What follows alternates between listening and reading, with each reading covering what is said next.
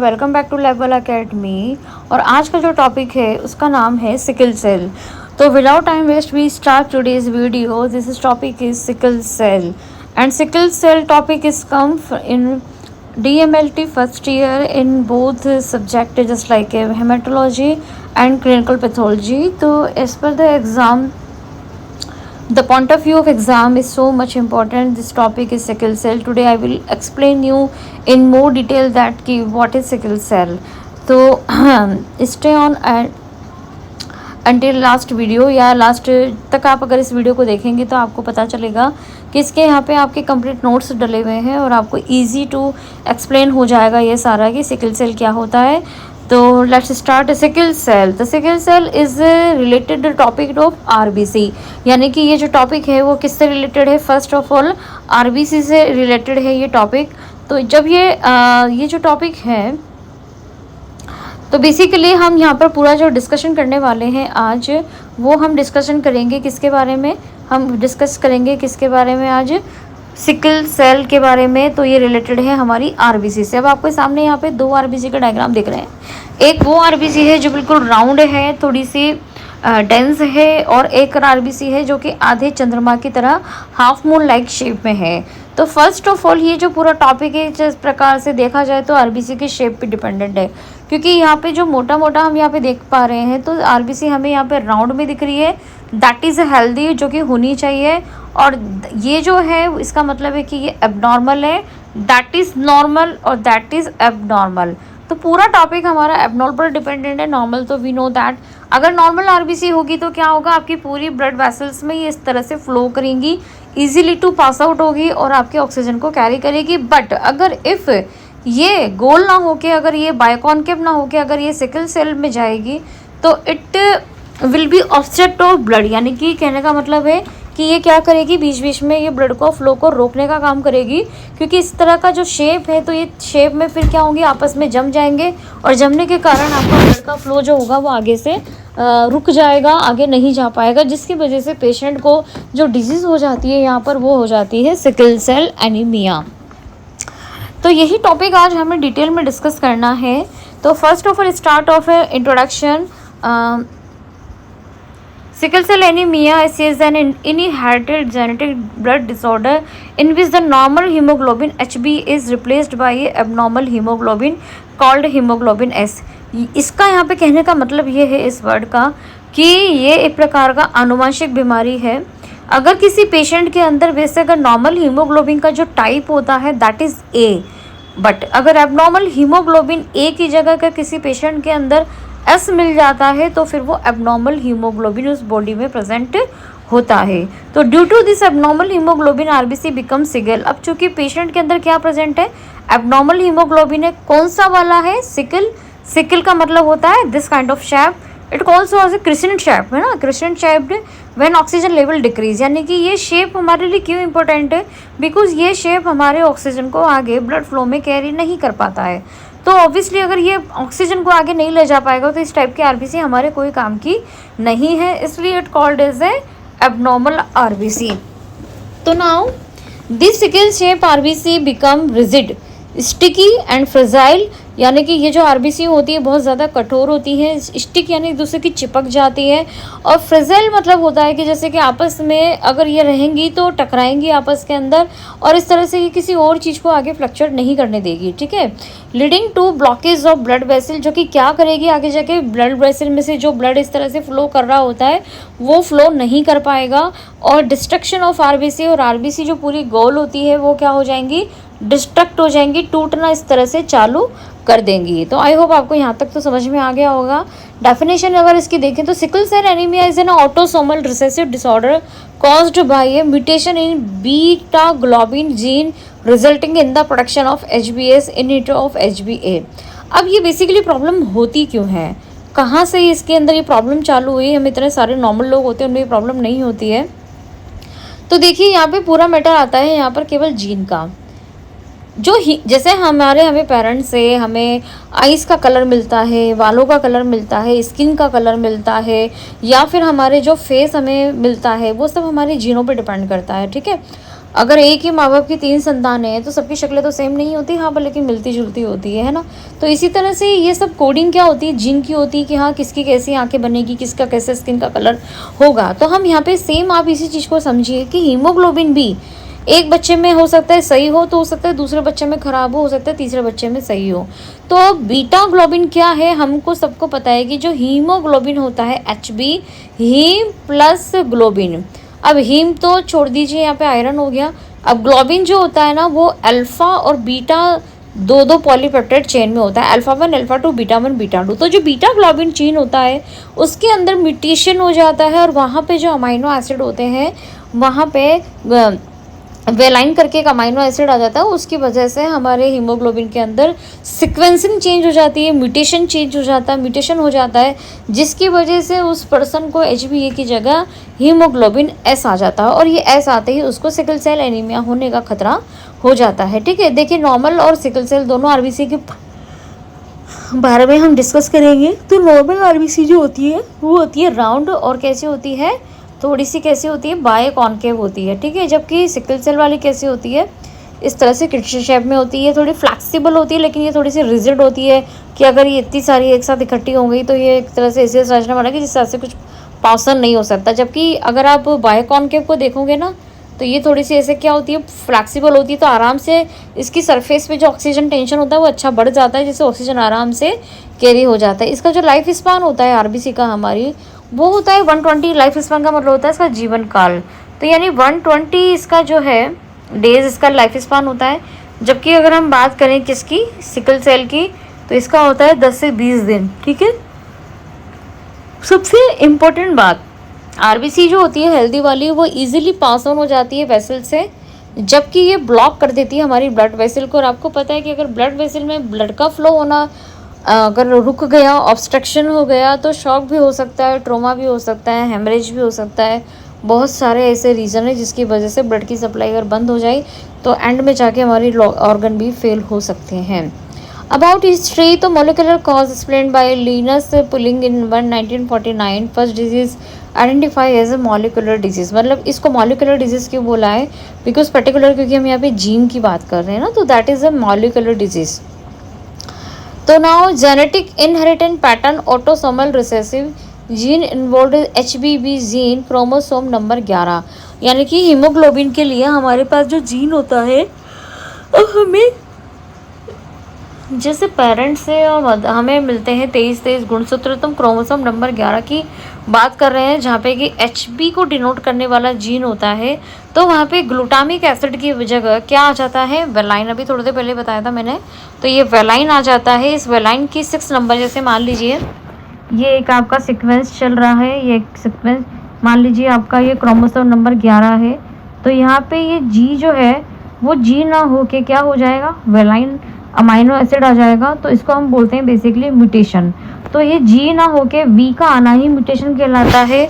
और ये हमारा जो म्यूटेशन है आगे जाके क्या कहलाएगा कि जो नॉर्मल HB है, जो हमारा नॉर्मल HB है वो हमारा क्या हो जाएगा, अब एक मिनट, नॉर्मल HB ना होके नॉर्मल HB होता है, लेकिन अगर ये वेलाइन आ जाता है ग्लूटामिक की जगह तो ये HBS हो जाता है और पेशेंट को क्या हो जाता है, इसमें एनीमिया हो जाता है। तो आई होप आपको इसकी मैकेनिज्म यहाँ पे क्लियर हो गई होगी कि क्रोमोसोम नंबर 11 पे जो ग्लूटामिक एसिड था उसी जगह वेलाइन आने की वजह से ये प्रॉब्लम होती है बेसिकली। अगर हम इसकी पैथोफिजियोलॉजी देखें यानी कि मैकेनिज्म देखें, देखिए मैंने यहाँ पे एक डायग्राम लगा रखा है। ये अब मैं इतनी बार आपको बोल रही हूँ mutation mutation mutation, what is mutation. देखिए mutation in beta globin gene, ये एक प्रकार का जीन है। ठीक है, एबनॉर्मल हीमोग्लोबिन S के बारे में बात कर रहे हैं। जैसे मान लीजिए अल्फ़ा है और ये बीटा है, तो डीऑक्सीजनेशन हो जाएगा, ऑक्सीजन इसमें से रिमूव हो जाएगा और आगे जाके जो पॉलीमराइजेशन होता है, आगे जाके जो पॉलीमराइजेशन DNA वगैरह का जो होता है, तो सिकल सेल फॉर्मेशन होता है इस तरह से।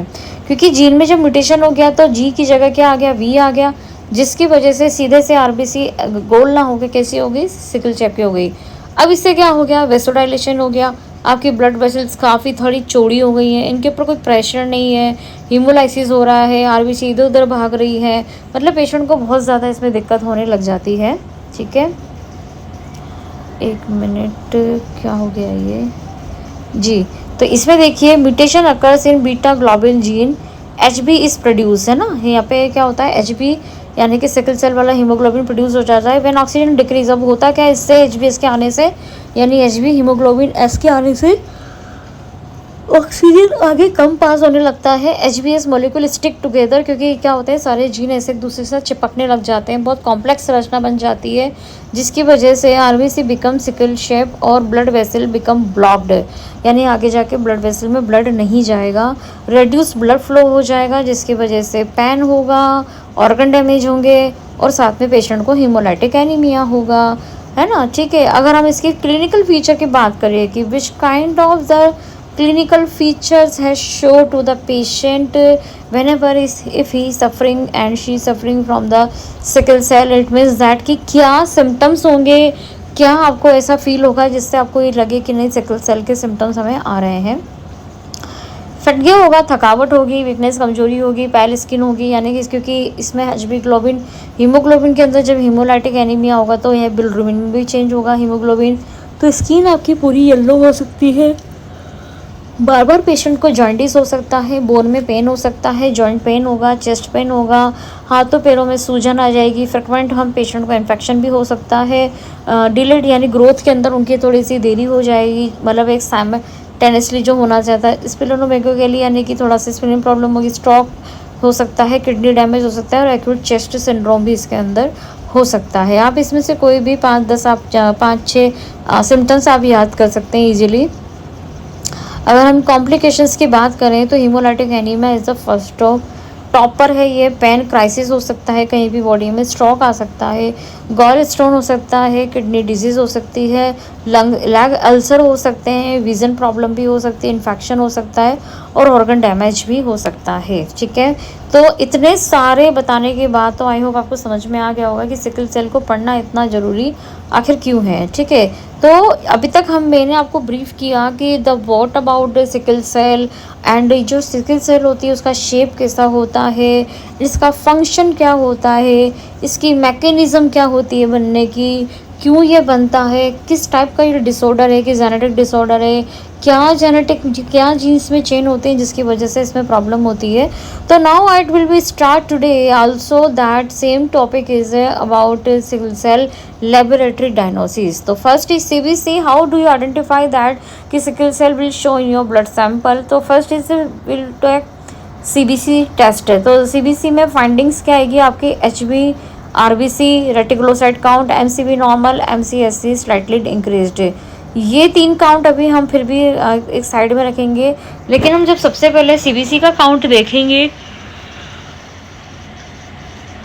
तो सिकल सेल पेशेंट के जो रिपोर्ट आएगी सीबीसी की, उसमें फाइंडिंग्स जो होगी वो आपको क्या देखने को मिलेगा। सीबीसी की रिपोर्ट से हमें जो अंदाज़ लगेगा, पहली बात तो इसमें एचबी आपका डाउन होगा और दूसरा हमें इसमें आरबीसी भी इसके अंदर डाउन होगा।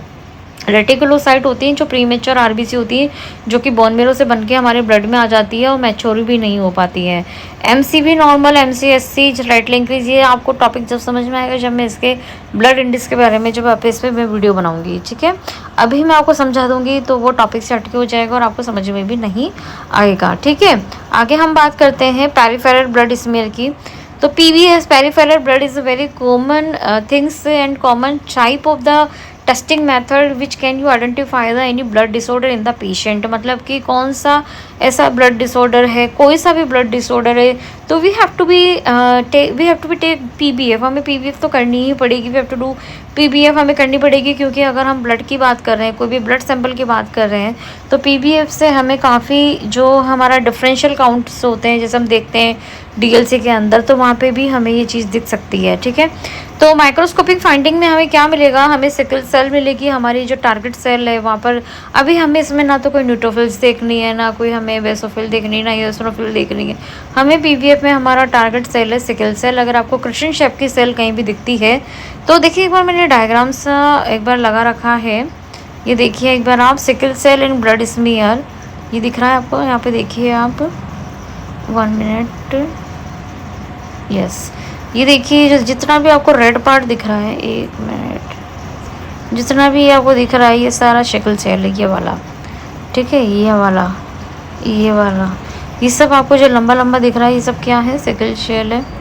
और अगर ध्यान से देखें माइक्रोस्कोप के अंदर तो आप ये देखेंगे इधर, अब शायद आपको यू कैन आइडेंटिफाई इजीली, ये सब देखिए सिकल सेल है, ठीक है। ये एक मिनट, ये सिकल सेल है, ये सिकल सेल है, ये सिकल सेल है, ये सिकल सेल है रेड वाली, ठीक है। तो ये इस तरह से पीबीएफ के स्लाइड में आपको दिखता है सिकल सेल, ठीक है। हॉल इसको Howell Jolly body is nucleotide RBC important by peripherals is the first screening investigation. अगला देखते हैं,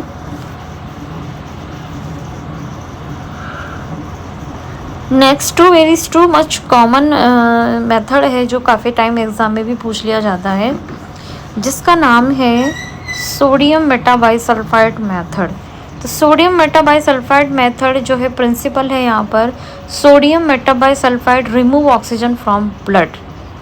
अब हमने यहाँ पे एक ऐसा एजेंट क्यों लिया है जो कि ऑक्सीजन को रिमूव कर रहा है ब्लड से, क्यों कर रहा है, यहाँ पर हमने ऐसा रिड्यूसिंग एजेंट इसलिए लिया है, ऑक्सीजन को इसलिए यहाँ से हटाया जा रहा है क्योंकि हम ये जानते हैं कि नॉर्मल आरबीसी तो ऑक्सीजन को साथ ले जाती है ना आगे ब्लड में, तो ले जाती कौन नहीं है, सिकल सेल नहीं ले जाती है। तो सिकल सेल नहीं ले जाएगी अगर, तो सिकल सेल का काम भी सेम यही होता है कि वो ऑक्सीजन को कैरी नहीं करता है, साथ में इसको हेल्प करने वाला एक ऐसा एजेंट और आ गया जो कि वो भी ऑक्सीजन को कैरी नहीं कर रहा है। तो ईजिली क्या होगा, सिकल सेल सारी इकट्ठी होना चालू हो जाएगी आपके ब्लड में, और जहाँ पे भी वो स्टैक करेगी, इकट्ठी होगी, वो easily you can identify in the sample that कि हाँ हियर यहाँ पर जो सिकल सेल प्रेजेंट है। तो व्हेन ऑक्सीजन डिक्रीज तो एचबीएस पॉलीमराइज, यानी जितना जितना ऑक्सीजन वहाँ से हटता जाएगा, क्योंकि नॉर्मल एचबी तो है नहीं, सिकल सेल एचबी है, और सिकल सेल एचबी तो एचबी से O2 से वैसे भी बाइंड नहीं हो पाता है। तो इजीली क्या होगा, सारी जितनी भी इकट्ठी हो जाएंगी सिकल सेल पॉलीमराइज हो जाएगी। तो what is the meaning of polymerise, यानी कि एक साथ, जैसे मैं अगर बोलूँ कि एक का कॉइन है, अगर एक के कॉइन को पॉलीमराइज करना है तो एक के कॉइन को क्या करोगे आप, बहुत सारे एक रुपए का वो जो होता है सिक्का उसको इकट्ठा करोगे, और पॉलीमराइज का मतलब क्या होता है कि एक एक कॉइन की आप सारी गड्डी बनाएंगे, ओनली एक कॉइन, 1 रुपए की कॉइन की, ठीक है। तो एक ही रुपए की कॉइन की अगर आपको गड्डी बनानी है तो हम बोलेंगे इसको पॉलीमराइज करना है हमें, ठीक है। तो आरबीसी बिकम सिकल शेप, इस तरह से जब वो पॉलीमराइज स्टैक हो जाता है, एक के ऊपर एक के ऊपर एक के ऊपर एक सारे इकट्ठे हो जाते हैं कॉइन की तरह, तो फिर वहाँ कहाँ जगह बचती है, क्योंकि हमने ही ऊपर पढ़ा है भी कि सिकल सेल रिजिड होता है काफ़ी, है ना, रिजिड होता है, ऐसा मतलब कठोर सा हो जाता है, वो जो रास्ता है, जो पाथवे है, इतना कठोर हो जाएगा कि आगे सिकल सेल उसमें नहीं, ऑक्सीजन को नहीं कैरी कर पाएगा, ना ही ब्लड फ्लो को आगे कर पाएगा। तो RBC become sickle shape. Requirement क्या होगी, ईडीटी ब्लड ले सकते हैं, रिएजेंट लेंगे 2%, ग्लास लाइट लेंगे, कवर स्ट्रिप लेंगे और माइक्रोस्कोप लेंगे। Procedure, take 1 drop of blood, add 1 drop sodium metabisulphite, यानी कि ये जैसे मान लीजिए हमने क्या ले लिया, ब्लड ले लिया, ब्लड में हमने क्या ले लिया, सोडियम मेटाबाइसल्फाइड ले लिया, अच्छे से इसको मिक्स किया, इसके ऊपर लगा दी हमने कवर स्लिप, और फिर हमने क्या करा, इसको पूरी तरह से यहाँ से इस तरह से सील कर दिया। ध्यान रहे सील करना क्यों ज़रूरी है, वैक्स से कर सकते हैं, वेस्लिन से भी कर सकते हैं, क्यों, ताकि इसके अंदर क्या होना चाहिए, ऑक्सीजन नहीं जाना चाहिए। अगर ऑक्सीजन ही चला जाएगा तो फिर इस वाले रिएजेंट को लेने का कोई सेंस नहीं है, क्योंकि ये रिएजेंट तो वैसे ही ऐसा करता है कि ऑक्सीजन से सारा हटा लेता है। तो सील करना बहुत ज़रूरी है इस प्रोसीजर के अंदर, चाहे आप वेस्लिन से करें, वैक्स से करें, मोम से करें, कैसे भी करें, पर air should not be pass in the cover slip, ये से जानी नहीं चाहिए अंदर, है ना। Seal edges with the petroleum jelly, wait 20 to 30 minute and observe the under microscope. What will you under the microscope, तो positive result is that sickle shape RBC are seen there, तो negative result is not sickle cell. आप जैसे slide को, ये जो seal करी है आपने स्लाइड को, आप रखेंगे उसमें जब ऑक्सीजन पास नहीं होती है, रेड्यूसिंग एजेंट सारे ऑक्सीजन को खा जाता है। अब बच्चे का क्या, उसमें सिकल शेप तो आप देखेंगे इस तरह से आपको दिखाई देंगी, ये नेगेटिव है, पॉजिटिव है, इस वाले फील्ड में कुछ भी नहीं है, लेकिन इस फील्ड में आप देखेंगे तो सारी आपको सिकल शेप दिख रही। तो यू कैन आइडेंटिफाई दैट कि patient is suffering from the sickle cell anaemia, ठीक है। एडवांटेज क्या है इस मेथड का, सिंपल है, चीप है और बहुत फास्ट हो जाता है, ठीक है। Limitations, can not differentiate disease from trait, need confirmation. अब यहाँ पे एक वर्ड आया है ट्रेट और डिजीज, मैं आपको दोनों में फ़र्क समझा दूँ। HBAS, HBSS, इसमें एक जीन सिकल सेल का है, एक जीन इसमें नॉर्मल एचबी का है, लेकिन यहाँ पे दोनों ही जीन सिकल सेल के हैं किसी पेशेंट के अंदर। तो क्या होगा, ये दैट इज़ डिजीज और that is trait. Trait means that it is possible to might be patient के अंदर हो सकता है सिकल सेल, बट अगर इस टाइप का जीन पेशेंट के अंदर प्रेजेंट है, कन्फर्मेटिव दैट कि पेशेंट को क्या है, पेशेंट को है यहाँ पर डिजीज, कौन सी, सिकल सेल। सेकंड जो थर्ड मेथड जो है वो पहला था हमारा पीबीएफ, दूसरा था हमारा सोडियम मेटाबाइसल्फाइड रेड्यूसिंग एजेंट से, और थर्ड मेथड है हमारा सॉल्युबिलिटी टेस्ट। तीनों ही मेथड बहुत इंपॉर्टेंट है। HB become insoluble in reducing solution. क्या होगा कि अगर मान लीजिए HbA होगा तो वो तो घुल जाएगा, लेकिन अगर HbS होगा तो वो हमारे सॉल्यूशन के अंदर नहीं घुलेगा, जो भी हम रिएजेंट का सॉल्यूशन बनाएंगे। तो प्रोड्यूस क्या होगी, इसके अंदर टर्बिडिटी होगी। ठीक है, टर्बिडिटी कैसे होगी, और पॉजिटिव रिजल्ट कैसा होगा, क्लाउडी सॉल्यूशन होगा। दिख रहा है ये पॉजिटिव क्लाउडी है, जबकि नेगेटिव बिल्कुल क्लियर है। तो यानी ये HbS से कंटेन है, जबकि ये नहीं है, इसमें नॉर्मल HB होगा। ठीक है, क्लियर सॉल्यूशन है, वही सेम रिड्यूसिंग एजेंट होता है इसके अंदर। इसके अंदर हम एक घोल बनाते हैं, उसके अंदर देखते हैं कि फिर वो उसके अंदर है कि नहीं HbS। हीमोग्लोबिन इलेक्ट्रोफोरेसिस और भी मेथड हैं इसको देखने के। आपने देखा होगा कि जब हम HB इलेक्ट्रोफोरेसिस का मैंने सेपरेट वीडियो यहाँ पर बनाया हुआ है, आप मेरे चैनल पे जाके देखेंगे तो वहाँ पे मैंने और भी अच्छे से समझा रखा है कि कैसे A का, S का, A2, F, ये जैसे फीटल हो गया, नॉर्मल हो गया, सिकल सेल हो गया, ये सारे जो बैंड होते हैं ना वो हमें इलेक्ट्रोफोरेसिस से इजीली आइडेंटिफाई हो जाते हैं। इस पर डिटेल वीडियो मैंने डाल रखा है। तो डिफरेंट, क्योंकि हमको पता है कि HB एस्टिमेशन अलग चीज़ होती है और HB इलेक्ट्रोफोरेसिस तो किया ही किसके लिए जाता है, टाइप के लिए। किसके टाइप के लिए, HB के टाइप के लिए। तो HbS भी एक प्रकार का टाइप ही है और HbA भी एक प्रकार का टाइप ही है कि नॉर्मल और एबनॉर्मल। तो we need to be identify that with the help of electrophoresis is that कि HbS present or not. Findings, what is the finding here से normal HbA है तो 96 से 90% होगा, A2 है तो 2 to 3 and HbA less than 1%। क्योंकि जब हम बच्चे होते हैं तो हमारे पास F का मात्रा बहुत ज़्यादा होता है, लेकिन हम बड़े हो जाते हैं तो F बहुत कम हो जाता है। लेकिन अगर हम सिकल सेल डिजीज़ की बात करें तो HbS फिर उस टाइम 80% हो जाएगा, जो कि यहाँ पर 98% है। यहाँ पर अगर कोई पेशेंट HbS का है तो उसके अंदर 80% क्या हो जाएगा, HbS, और HbA हो जाएगा एब्सेंट और HbF हो जाएगा इंक्रीज्ड। सिकल सेल ट्रेट में क्या होगा, ट्रेट में मिक्स आएगा। मिक्स मैंने भी ऊपर भी बताया था आपको कि HbA भी आएगा और S भी आएगा। ठीक है, 35-45%, बाकी जो होगा नॉर्मल होगा। तो आगे एक और मेथड होता है HPLC मेथड। ये एक प्रकार से मशीन से, ऑटोमेशन से होता है। तो ये भी यहाँ पे भी हम HPLC मेथड से भी इनके क्रोमेटोग्राम देखते हैं। यहाँ पर देखिए HbA है, S है, F है, ऐसे बहुत से मेथड है जिससे कि हम ये आइडेंटिफाई कर सकते हैं कि पेशेंट को कौन से टाइप का HB है, या आपके बॉडी के अंदर कौन सा HB का टाइप है, कौन सा जीन है। ठीक है, और लास्ट में जो मेथड बचता है वो होता है फाइनली मॉलिक्यूलर मेथड, जिसमें कि हम पूरा अपना जीन का पूरा इवैल्यूएशन करेंगे कि माँ बाप का भी DNA लेंगे, बच्चे का भी DNA लेंगे, कैरियर डिटेक्टेशन करेंगे कि हाँ ये पेरेंट्स को था तो पेरेंट्स से मूव ऑन करके चाइल्ड में आया या चाइल्ड में खुद से हुआ है ये, या कोई फैमिली स्क्रीनिंग करनी पड़ी तो फिर हम वो भी इसमें कर सकते हैं। ठीक है, और लास्ट ये जो मेरा डायग्राम है ये लगाया है मैंने कि normal versus sickle cell in blood vessels. The both are the blood vessel, the first is that but normal blood flow and the second is that sickle cell blood flow. अब आप देख रहे हैं कि यहाँ पे ये जो डायग्राम बहुत अच्छे से समझने वाला है। ये दो तरह की ब्लड वेसल दिख रही है आपको। इसमें इजीली जो हमारी नॉर्मल RBC होती है आराम से पास ऑन हो रही है, ब्लड फ्लो हो रहा है। लेकिन अगर सिकल सेल आ जाता है बीच बीच में, ये पूरा जो सिकल सेल एरिया है इसकी वजह से ब्लड पास होने में नहीं हो रहा है और यहाँ पे ब्लॉकेज हो गया है, जिसकी वजह से ब्लड फ्लो आगे नहीं हो पाता है। पेशेंट को रक्त की कमी हो जाती है, उसके सारे सेल ऑर्गन तक ब्लड नहीं पहुँच पाता है, उसको शॉक लग जाता है, ब्लड लॉस हो जाता है, पेशेंट का ऑर्गन डैमेज होना चालू हो जाता है और ऑर्गन से पेशेंट की फिर आगे जाकर डेथ भी हो सकती है। तो इसका हमें देखना बहुत ज़्यादा ज़रूरी है। तो sickle cell is a type of the anaemia and it kind of a disease. It might be possible due to the genetic disorder. अब मैं इस स्ट्रक्चर को पूरा अगर मैं समराइज करूँ अपनी 3-4 लाइन में, तो सिकल सेल एक प्रकार का एनीमिया है जो कि एक प्रकार का जेनेटिक डिसऑर्डर है।